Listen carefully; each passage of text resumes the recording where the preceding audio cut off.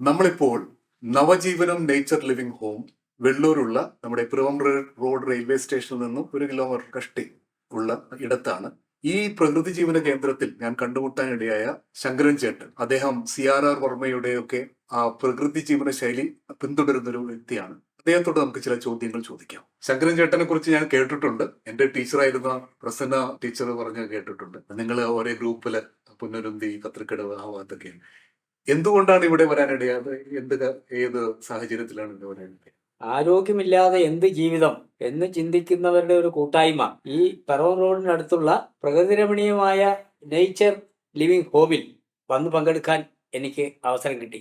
ആചാര്യൻ CRR വർമ്മ തുടങ്ങിവെച്ച എല്ലാ ധർമ്മങ്ങളും കർമ്മങ്ങളും ഗാന്ധിജി വിഭാവനം ചെയ്ത അതേമാതിരിയുള്ള ഒരു ഗ്രാമാന്തരീക്ഷമാണ് ഈ വൈക്കം താലൂക്കില് കൃഷിയാലും കൃഷിഫലന്മാരാലും അനുഗ്രഹീതമായ ഈ വെള്ളൂർ ദേശത്തുള്ള ഈ നേച്ചർ ലിവിംഗ് ഹോം.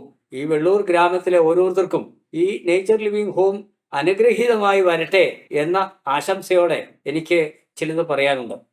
ഗാന്ധിജി വിഭാവനം ചെയ്ത ഒരു ഗ്രാമ പ്രദേശമാണ് വൈക്കം താലൂക്കിൽ ഈ മൂവാറ്റുപുഴയാറിന്റെ തീരത്ത് തിളങ്ങി നിൽക്കുന്ന ഈ നേച്ചർ ലിവിംഗ് ഹോം.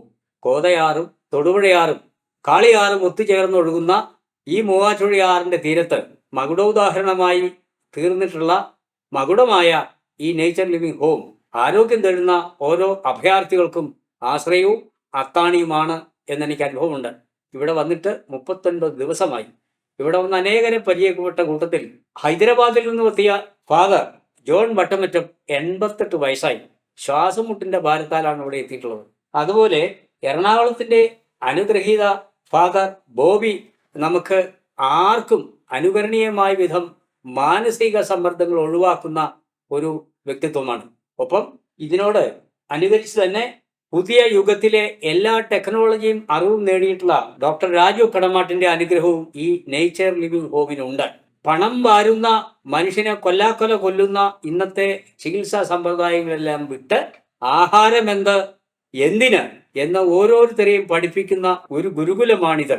ഇവിടുത്തെ ആചാര്യൻ ഡോക്ടർ രമേശനും കുടുംബത്തിനും എൻ്റെ സ്നേഹവന്ദനങ്ങൾ ആദ്യമേ അറിയിക്കുന്നു. വായുവിടെ കഴിക്കുന്നത് മാത്രമല്ല അന്നം, വായു, ആകാശം, ഭൂമി, വെള്ളം, മൗനവ്രതം, ഉപവാസം ഇതെല്ലാം അന്നമാണ് എന്ന് ഈ ഗുരുകുലത്തിലെത്തുന്ന ഓരോരുത്തർക്കും അനുഭവിക്കാനുള്ള ഭാഗ്യം സിദ്ധിക്കും. ഞാൻ ഇത് അനുഭവിച്ചറിഞ്ഞു.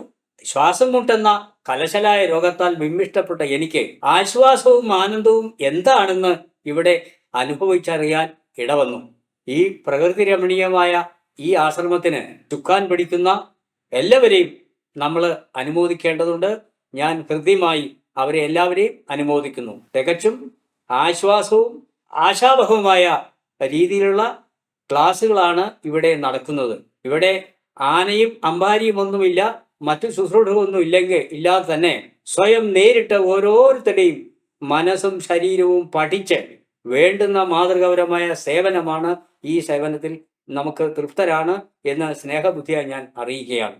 എങ്കിലും വേവലാതിയുമായി വരുന്ന ഓരോരുത്തർക്കും ഈ ഇവിടുത്തെ ജീവിതം കൊണ്ട് ജീവിതം എന്താണ്, ആഹാരം എന്താണെന്ന് അനുഭവിക്കാൻ ഇടവരും എന്നാണ് എൻ്റെ പ്രത്യാശ.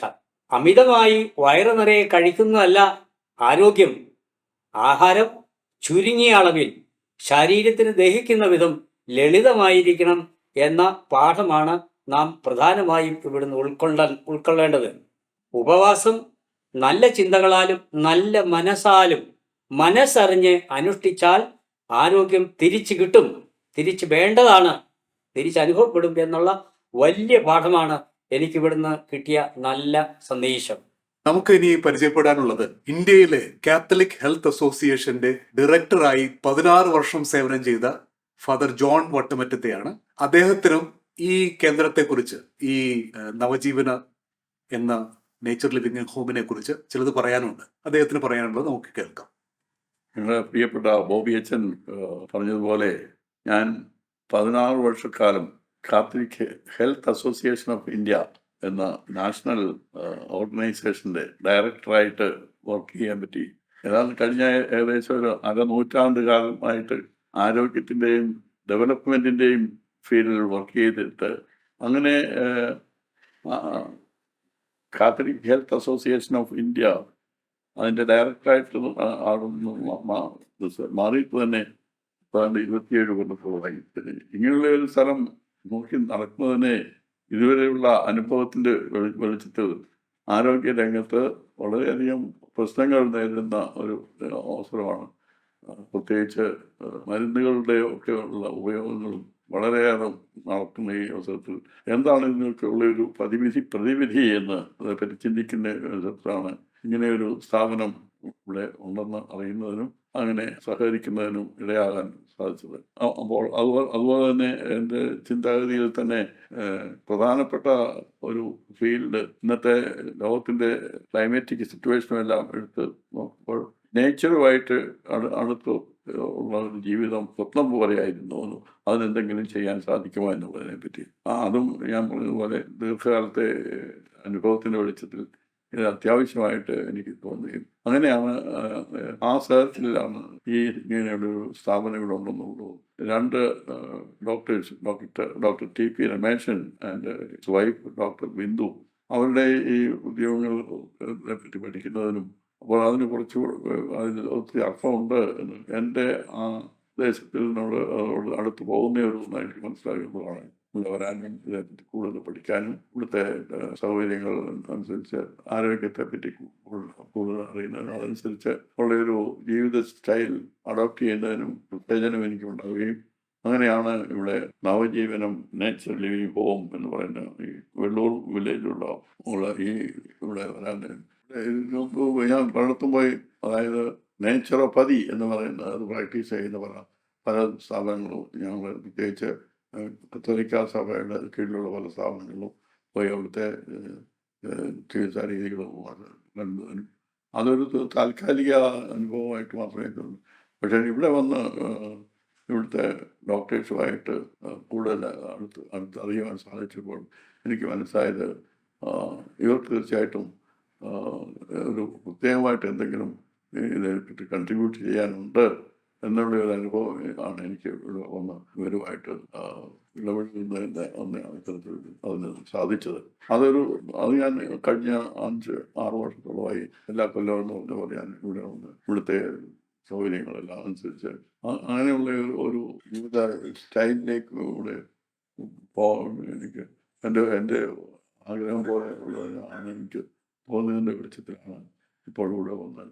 ഞാനിവിടെ ആദ്യമായിട്ടിവിടെ വരാൻ കാരണം ഞങ്ങൾ തന്നെ ഒരു അച്ഛൻ ഫ്രാൻസിസ് തുരുത്തിമറ്റം ഇവിടെ വന്ന് ചികിത്സ ചെയ്തിട്ടുണ്ടായിരുന്നു. അച്ഛൻ ഞങ്ങൾ ഒന്നിച്ച് ഹൈദരാബാദിൽ ഉണ്ടായിരുന്നവരാണ്. അപ്പോൾ അച്ഛൻ ഒത്തിരി മരുന്നുകൾ കഴിക്കുന്നതായിട്ട് ഞാൻ കണ്ടിട്ടുണ്ട്.